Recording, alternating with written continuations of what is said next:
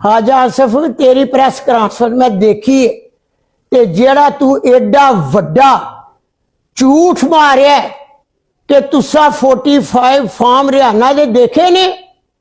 मैं बुला के मीडिया के थ्रू है पूरे 45 फॉर्म 350 दिखा रही हाँ।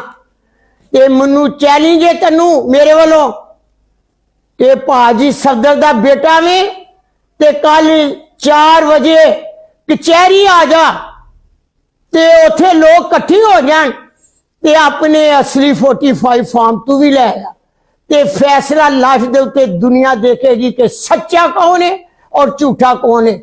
और जरूर आई भाजी सफदर दा बेटा है ते मेरा चैलेंज है तेनू कि तेरे 45 असली ने तो कल ले आया कचहरी च ते फिर मैं मनागी कि ठीक है, नहीं तो ना आया तो फिर मैं दुनिया नूं कहांगी कि शिकस्त कबूल कर ली।